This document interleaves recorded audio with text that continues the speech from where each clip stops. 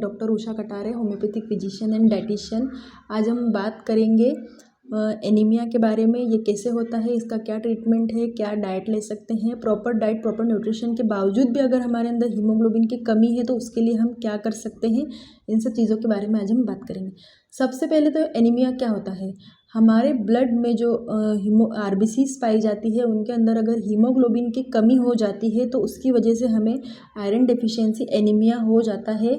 हम जो भी खाना खाते हैं उसमें आयरन रिच फूड अगर हम लेते हैं तो उसी की वजह से हमारा हीमोग्लोबिन का लेवल बढ़ता है। अगर हमारे खाने में प्रॉपर आयरन कंटेंट नहीं है तो हमें हीमोग्लोबिन की कमी हो सकती है।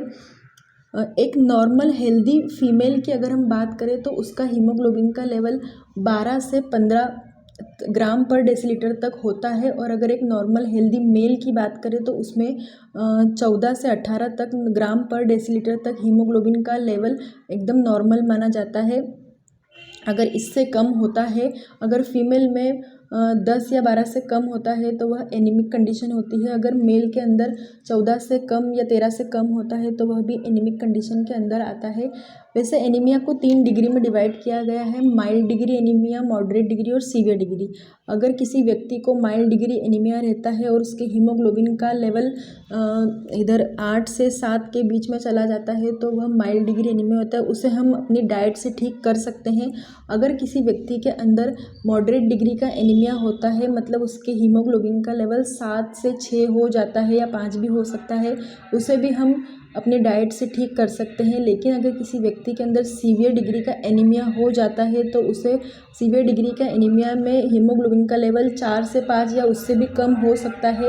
ये एक सीवियर कंडीशन होती है एनीमिया की, जिसमें पर्सन को हॉस्पिटलाइजेशन की ज़रूरत रहती है, मेडिकेशन की ज़रूरत होती है। उसे हम सिर्फ अपनी डाइट से ठीक नहीं कर सकते हैं। अगर बहुत सारे इसके कारण होते हैं एनीमिया होने के, जैसे अगर बढ़ती उम्र में बच्चों को अगर प्रॉपर आयरन का न्यूट्रिएंट नहीं मिलता है, उस टाइम पर उन्हें सबसे ज़्यादा न्यूट्रिशन की ज़रूरत होती है जब बच्चे बढ़ रहे होते हैं। अगर उस टाइम पे उन्हें प्रॉपर न्यूट्रिशन नहीं मिलता है आयरन, तो उन्हें भी एनीमिया की कंडीशन हो सकती है। अगर कोई फीमेल है, वह प्रेग्नेंट है, अगर उसकी प्रेगनेंसी में उसे बहुत ज़्यादा ब्लीडिंग होती है किसी भी वजह से, तो भी अगर उसके डाइट पर ध्यान ना दे तो उसे एनीमिया हो सकता है। अगर डिलीवरी के टाइम पर किसी फीमेल को बहुत ही प्रोफ्यूज ब्लीडिंग होती है, बहुत ज़्यादा ब्लड का लॉस होता है, तो उस टाइम पर भी एनीमिया होने के चांसेस होते हैं। अगर किसी व्यक्ति को कोई चोट लग जाए या एक्सीडेंट हो जाए तो उस टाइम पर अगर उस व्यक्ति को प्रॉपर डाइट ना मिले, आयरन रिच फूड ना मिले, तो उसे भी एनीमिया होने की प्रॉब्लम हो सकती है, क्योंकि उस टाइम पर उसके ब्लड का बहुत लॉस हो जाता है।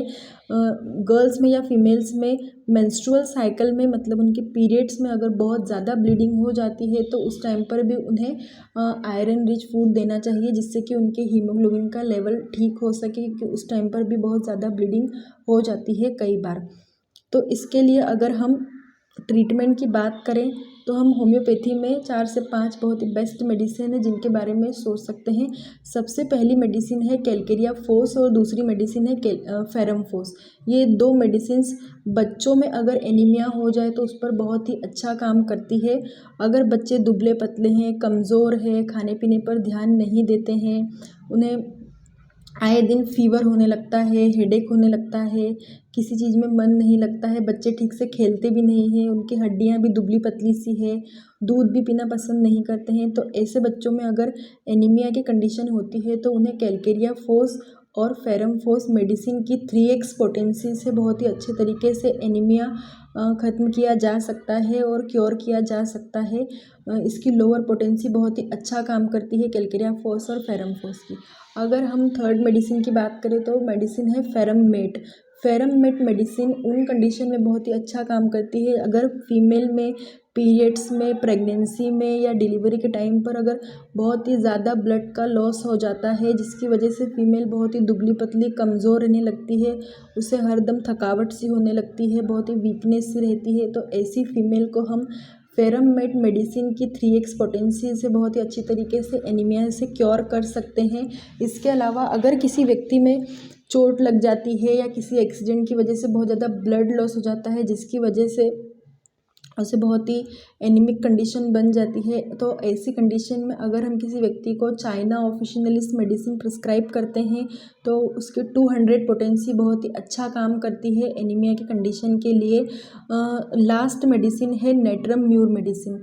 नेट्रम म्यूर मेडिसिन ऐसे पेशेंट में काम आती है जहाँ पर स्पेशली फीमेल्स के ऊपर वह मेडिसिन बहुत ही अच्छा काम करती है। दुबली पतली सी फीमेल है, अगर वो फाइन वर्क करती है, जैसे पढ़ाई करती है लड़कियां, अगर उन्हें पूरे टाइम हेडेक बना हुआ रहता है, खाने पीने की इच्छा नहीं करती है, किसी भी काम में मन नहीं लगता है, तो उनके लिए नेट्रम्ब्यूर मेडिसिन बहुत ही अच्छा काम करती है। वैसे अगर एनीमिया के पेशेंट में हम सिम्टम्स देखें तो उन्हें भूख नहीं लगती है, पूरे टाइम हेडेक बना हुआ रहता है, उनके नाखून इतने कमज़ोर होते हैं, थोड़े से ज़र्क से नाखून टूट जाते हैं, थकावट सी बनी रहती है। अगर वो थोड़ा सा भी 4 कदम अगर चल लेते हैं या कोई हेवी वर्क कर लेते हैं तो बहुत देर तक वह हांफते रहते हैं, उनसे वो काम होता ही नहीं है, थक जाते हैं, बैठ जाते हैं, भूख बिल्कुल नहीं लगती है। और एक बहुत ही पेक्यूलर सा सिम्टम है कि कुछ एनीमिया के पेशेंट ऐसे भी होते हैं जिन्हें अनडाइजेस्टेबल चीज़ें खाने की इच्छा करती है, जैसे कि ब्लैक बोर्ड पर लिखने का चॉक आता है, चॉक खाने की इच्छा करती है, मिट्टी खाने की इच्छा करती है, स्लेट पेंसिल खाने की इच्छा करती है। अगर हम प्रॉपर तरीके से पेशेंट की केस टेकिंग करते हैं और उससे डिटेल में हिस्ट्री लेते हैं तो कई बार ये सिम्टम सामने आता है कि उन्हें इस तरीके की चीज़ें खाने की बहुत ही ज़्यादा इच्छा होती है और वो खाते भी हैं, लेकिन कई बार डॉक्टर के सामने वो ये चीज़ नहीं बताते हैं कि वो इस तरीके की चीज़ें खाते हैं। तो ये एक बहुत ही अच्छा सिम्टम है ये जानने के लिए कि पेशेंट को एनीमिया है। इस तरीके के सिम्टम से पता लगाया जा सकता है। अगर हम डाइट की बात करें तो मोस्ट ऑफ द केसेस में एनीमिया को डाइट से ठीक किया जा सकता है, मेडिकेशन की ज़रूरत नहीं पड़ती है। अगर हमारी डाइट में proper iron rich, calcium rich food है तो हम एनीमिया की प्रॉब्लम को क्योर कर सकते हैं। सारी हरी सब्जियां, पत्तेदार सब्जियां, सारी दालों में, सारे अनाज में, इन सारी चीज़ों में आयरन का कंटेंट पाया जाता है। इसीलिए हमारी डेली न्यूट्रिशन के डाइट में ये सारी चीज़ों को इन्वॉल्व करना चाहिए, आयरन रिच फूड लेना चाहिए। कुछ स्पेशल टिप्स और ट्रिक्स हैं, जैसे कि किशमिश जो आता है, अगर हम 4 से 5 किशमिश को रात में एक कटोरी पानी में अगर उसे गला कर रख देते हैं और सुबह उठकर अगर उसे खाते हैं तो उससे भी हीमोग्लोबिन का लेवल बहुत ही अच्छे से बढ़ जाता है। दूसरा है डेट्स, अगर खजूर हम दो खजूर अगर रोज़ सुबह उठकर अपने डाइट में शामिल करते हैं तो उससे भी हीमोग्लोबिन का लेवल बहुत ही जल्दी जल्दी बढ़ने लगता है।